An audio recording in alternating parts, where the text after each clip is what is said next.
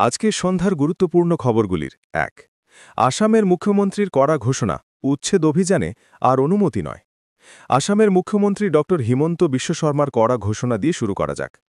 তিনি স্পষ্ট জানিয়ে দিয়েছেন, এখন থেকে উচ্ছেদ অভিযানের জন্য জেলাশাসকদের আর কারও অনুমতি নিতে হবে না। তিনি সব জেলার জেলাশাসকদের নির্দেশ দিয়েছেন, যেখানেই বেদখলকারী দেখা যাবে সেখানেই তাদের ঘর ভেঙে দিতে হবে।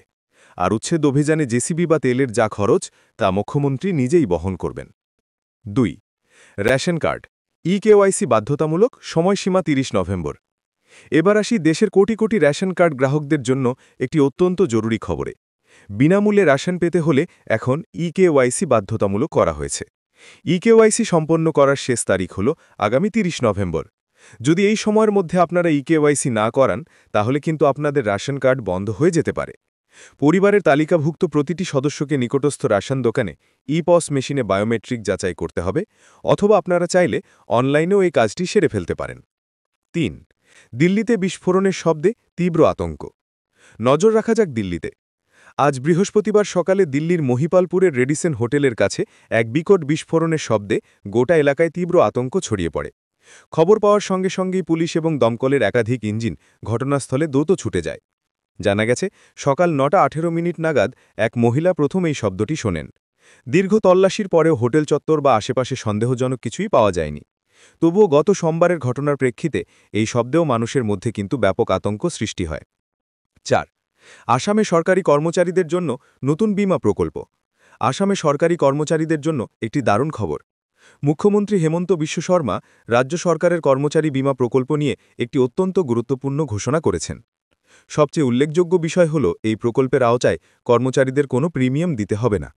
সুবিধাগুলি হল, বিমান দুর্ঘটনায় কর্মচারীর মৃত্যু হলে পরিবার ২ কোটি টাকা পাবে। অন্য কোনো দুর্ঘটনায় মৃত্যু হলে পরিবারকে দেওয়া হবে ১ কোটি টাকা।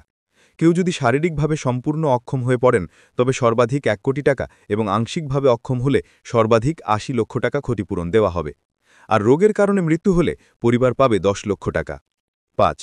দিল্লি বিস্ফোরণ নিয়ে বিতর্কিত মন্তব্যের জেরে ১৫ জন গ্রেপ্তার।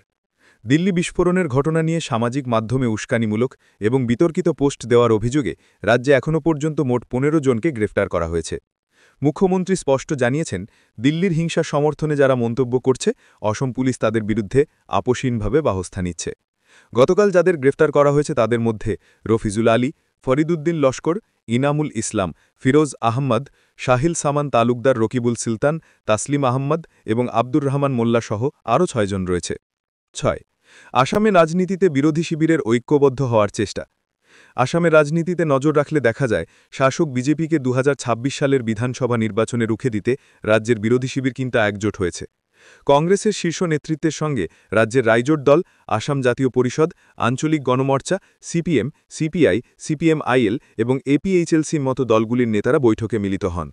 তাদের মূল লক্ষ্য হল, আসন্ন নির্বাচনে বিজেপির অপশাসন থেকে রাজ্যকে মুক্ত করে একটি ন্যায়ভিত্তিক এবং সমৃদ্ধ সরকার গঠন করা। ৭। শিলচর কালাইন সড়কে মর্মান্তিক সড়ক দুর্ঘটনা। শিলচর কালাইন সড়কে এক মর্মান্তিক সড়ক দুর্ঘটনার খবর এসেছে। বালিঘাট এলাকায় এই দুর্ঘটনায় ২১ বছর বয়সী কলেজছাত্রী নাজিফা ফেরদৌস বরভুইয়ার প্রাণহানি হয়েছে। বুধবার দুপুর ২:৩০ নাগাদ নাজিফা তার বাবা নাজিমুদ্দিন বরভুইয়ার সঙ্গে স্কুটিতে করে বাড়ি ফিরছিলেন। ঠিক সেই সময় পেছন দিক থেকে আসা এক ট্যাঙ্কার তাদের স্কুটিতে জোরে ধাক্কা মারে। তিনি কাছাড় কলেজের প্রথম সেমিস্টারের ছাত্রী ছিলেন এবং ঘটনাস্থলেই নাজিফা বরভুইয়ার মৃত্যু হয়। এই ঘটনা এলাকায় শোকের ছায়া নেমে এসেছে। ৮। মেঘালয় কূপে পড়ে বৃদ্ধ দম্পতির করুণ পরিণতি। মেঘালয় থেকে এসেছে এক অত্যন্ত করুণ এবং মর্মান্তিক খবর। জুয়াইয়ের শালারোহ গ্রামে একটি অসমাপ্ত কূপে পড়ে এক বৃদ্ধ দম্পতির করুণ মৃত্যু হয়েছে। মৃতরা হলেন ৫৯ বছর বয়সী মিমন পালা এবং ৫৫ বছর বয়সী দেমন সুতঙ্গা। মুসালিংকাট গ্রামের তথ্য জানাচ্ছে, মিমন হঠাৎ ভারসাম্য হারিয়ে কূপে পড়ে গিয়েছিলেন আর নিজের স্ত্রীকে বাঁচানোর চেষ্টা করতে গিয়ে দেইমলংও সেই কূপে পড়ে ডুবে যান। ৯। তেজস্বী যাদব এক্সিট পোলকে ভুয়ো বলে খারিজ করে দিয়েছেন। বিহার বিধানসভা নির্বাচনের আগে বিরোধী দলনেতা তেজস্বী যাদব এক্সিট পোল বা বুথ ফেরত সমীক্ষাকে সম্পূর্ণ ভুয়ো বলে খারিজ করে দিয়েছেন। তিনি দৃঢ়ভাবে ঘোষণা করেছেন যে মহাজোট সরকার আগামী ১৮ নভেম্বর শপথ গ্রহণ করবে এবং রাজ্যে কলমের শাসন কার্যকর হবে। তিনি অভিযোগ করেন যে এক্সিট পোলগুলি বিজেপি এবং স্বরাষ্ট্রমন্ত্রী অমিত শাহের নির্দেশেই তৈরি করা হয়েছে। তেজস্বী যাদব আরও উল্লেখ করেন, রাজ্যে এবার ২০২০ তুলনায় ৭২ লক্ষ বেশি ভোট পড়েছে, আর এটাই রাজনৈতিক পরিবর্তনের সুস্পষ্ট ইঙ্গিত বহন করছে।